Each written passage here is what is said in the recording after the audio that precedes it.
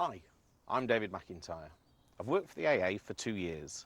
I have over 30 years worth of motor trade experience, and I'd like to spend some time discussing some summer driving tips with you. Right, so summer's here. The whole world and his wife's all going to go out for one day in summer that we actually get to go out. So we need to do a little bit of preparation for the car.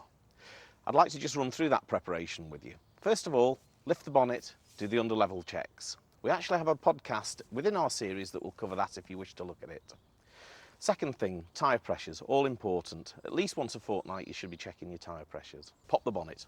We need to check the oil, check the coolant. Extremely important to have sufficient coolant in the system for the hot summer days.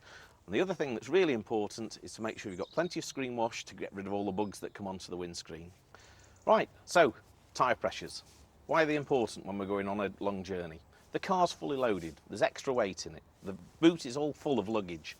If you look in your handbook, there's an increase in tyre pressure when you're fully loaded. You can often find the actual tyre pressures. If you open the petrol flap, it's often on the inside of that. Or sometimes if you open the door, it's on the pillar where the door closes. And the other aspect of underinflated tyres is the handling of the vehicle and also tyre wear. An underinflated tyre will wear an awful lot quicker and is also susceptible to damage. Right, that's it, we're off, ready to go.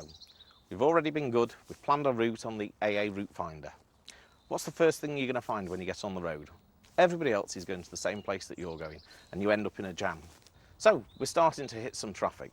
Biggest problem is the car can start to overheat, as well as the passengers. If the heater starts to blow cold air, I would suggest you get straight off the motorway and stop straight away, or pull over to the hard shoulder, as it's more than likely run out of coolant. Hay fever is also a problem in summer, so I tend to advise to drive with the windows up, and that will keep the pollen out. Apparently, if you're driving at 70 miles an hour and you sneeze, you can lose your vision for up to 100 metres.